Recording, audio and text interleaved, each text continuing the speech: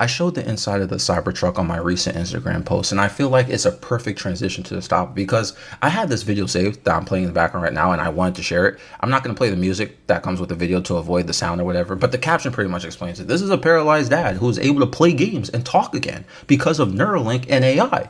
And I made like 6 videos about Neuralink on this channel, and I also talked about AI. And if you missed them all, I pretty much have mixed opinions about both of them. But with Neuralink, it's essentially a chip that is implanted into the brain that reads neuron signals and it translates it into actions, which, as you can see in the video, the father is able to control the game with his thoughts. And with Grok, the AI, it's able to read those thoughts and turn it into text to speech.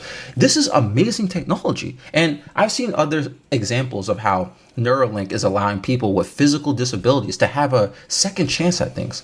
I believe Neuralink was used on a paralyzed diver named Nolan or something. I forgot his name. And he's able to like control a cursor on his computer. He's able to play Counter-Strike, design 3D objects, all with his thoughts.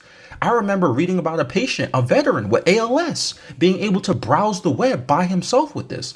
But the main topic I want to talk about is this, right? I feel like people completely miss the opportunity to see optimistic achievements because someone's public behavior overshadows the positives. Elon Musk's companies, like Neuralink and other things, have accelerated innovations and pushed boundaries in society and technology. But because Elon's public behavior, controversial political statements, and honestly, his very impulsive and chaotic posts on Twitter, or X, whatever it's called, we completely overlook what he's necessarily doing. I feel like it's overly emotional. If Elon Musk is involved in something, boom, I immediately hate it. I hate it. Oh, I hate him. Like, that's oftentimes straight up irrational. Now, we can nitpick each specific company, but we have to do that with any company and do the same like what we do here. But we put certain people like Elon on the spotlight due to his public behavior. And don't get it twisted. A lot of these critiques about Elon Musk are very fair. I do think a lot of what Elon Musk does is erratic. I do see him spread blatant misinformation and conspiracies. I also feel like some of his political controversies justify frustration among people who witnessed it. Look, I may not like someone or agree with them. It doesn't mean I can't enjoy anything they're involved in. Maybe that's just how I am. I don't attach myself to people specifically like this. I actually like Teslas. And yes, the Cybertruck looks odd. It does. You know what I'm saying? It does look odd. But I do enjoy it. I enjoy the interior. I enjoy many other things about it. When I see a Tesla, I don't think, oh, Elon Musk, oh, or feel the same about a Cybertruck. But I know a lot of people are feeling that way. It's to the point where I see Cybertruck owners, and I'm sure you've seen this too, they put stickers on their car to make it like on the bumper to make other drivers not assume that this is some maniac conservative driving the Cybertruck. Bro, they just like the car. I just like the car. I like driving it. Give it a rest. People act like if you're in a Cybertruck, you're some mega super conservative or you're an Elon Musk sexual. I think the problem is, and this applies to anything, many people can't separate the product from the person behind it, especially if the person is polarizing. Because many people assume that when you buy a product you enjoy that is behind a polarizing person, that means, oh, you must be endorsing their whole persona and political ideas. No, I just want the product because I think it's cool. I don't care about the political crap, man. Let me enjoy what I enjoy without backlash. It's my money. The only time I feel like it would make sense to assume someone supported their personality or ideas is if you're actually putting stickers or something on your car that shows your alignment.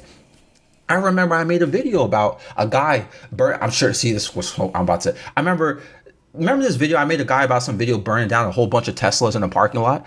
Dude, bro threw away his whole life because he can't split product and person. He's probably sitting in jail right now feeling stupid.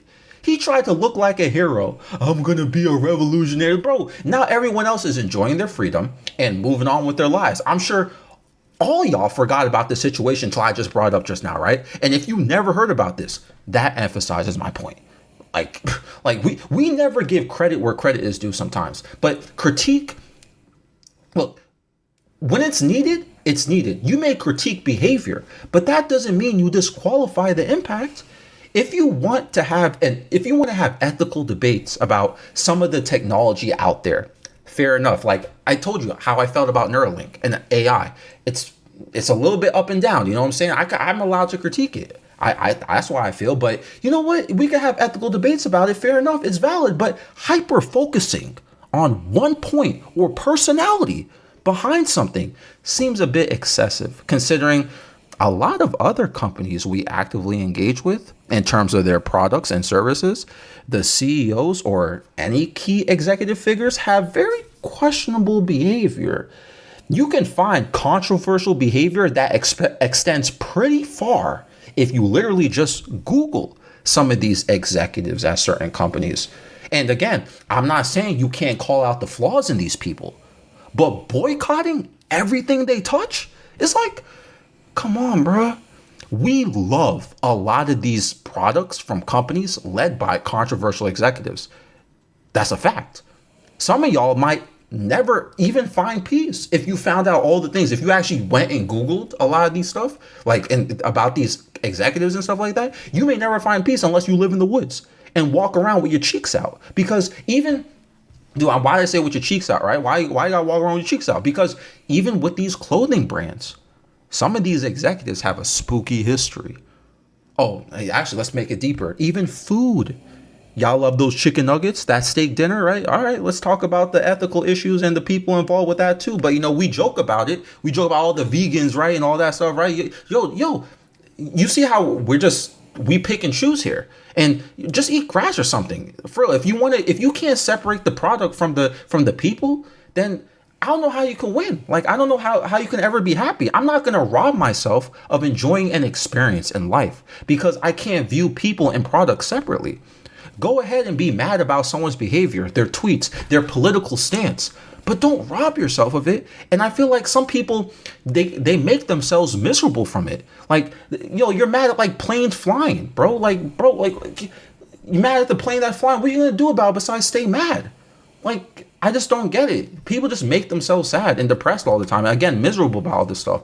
Hey, that's just how I feel about it, okay? If I like something, I like something.